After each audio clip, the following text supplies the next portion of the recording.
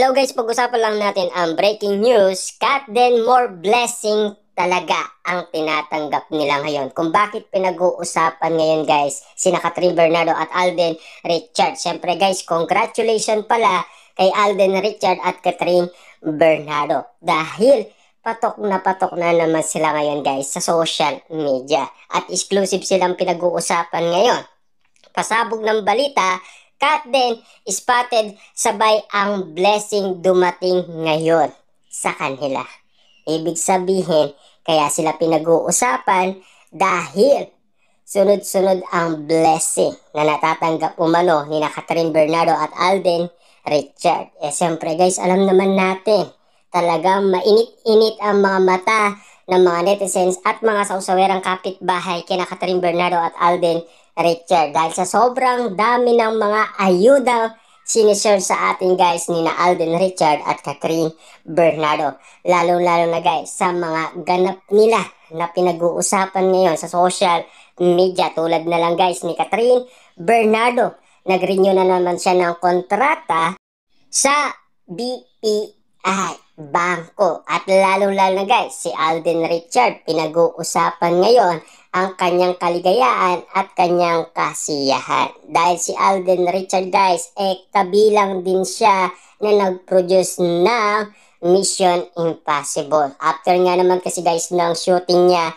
sa Canada, syempre dali-dali nga naman kasi guys, inasikaso ni Alden Richard ang pagiging producer niya. Diba? Yan kasi guys ang pinag-uusapan kung bakit nga naman guys nakabilang si Alden Richard at kung bakit pinatawag siya para sa premiere night ng Mission Impossible. At lalo na guys, nakita niya pa ang kanyang Lodi na si Tom Cruise. Nag-usap pa sila at syempre guys, nagyakap din sila. Syempre kitang-kita niyo naman guys, masaya si Alden Richard dahil mission complete ang nangyari umano guys kay Alden Richard. Siyempre masaya din tayo guys kay Catherine Bernardo sa kanyang narating umano sa kanyang buhay. Lalo na guys, siya ay single at masayang masaya ngayon dahil bilang independent,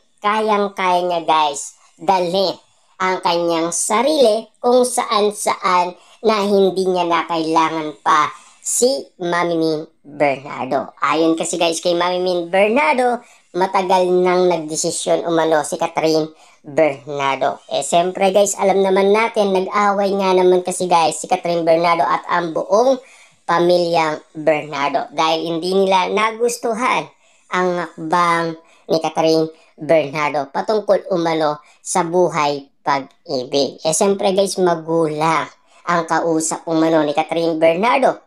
Babae siya. Naiintindihan naman ni Mami Min Bernardo.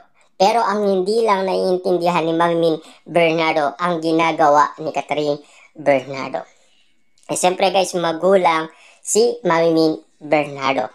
Buti na lang nga naman guys, si Mami Min Bernardo, 19 years old, nag-asawa. At least naging successful ang kanyang karera dahil sa kanyang trabaho. Dahil nga naman kasi guys, naging artista si Catherine Bernardo, uminto si Mami Min Bernardo sa kanyang career. Inalagaan niya umano guys ang karera umano guys ni Catherine Bernardo bilang artista. Siyempre guys, siya lang ang sumusubaybay umano kay Catherine Bernardo simula pagkabata hanggang magdalaga umano guys si Catherine Bernardo hanggang sa magkasyota siya na si Daniel Padilla.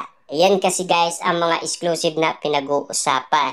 At lalong-lalo kasi guys sa lahat ng nakakamit umano guys ni Catherine Bernardo at Alden Richard, sila ay pinag-uusapan.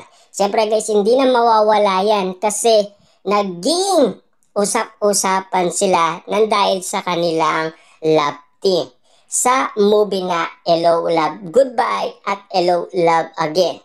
Lalo na kasi guys, mainit-init ang pagtanggap ng mga tao sa kanila. At lalo na guys, yung kilig na iniwan nila at lalo na yung sweetness at lambing. Lalo na kasi guys, napaka-romantic ng dating para sa mga tao. Pero ang hindi lang talaga nila nagustuhan, yung nandaya sila or nagpanggap sila na pwedeng-pwedeng maging sila. Kasi ang nalalaman ng mga tao, yun yung akala nila magiging totoo. Yung i-expect nila na sana ay totoong totoo na. Na sana yung dating iniisip ng mga tao last 2023 na kinakausap si Catherine Bernardo na sana piliin niya si Alden Richard para nasa tamang tao siya.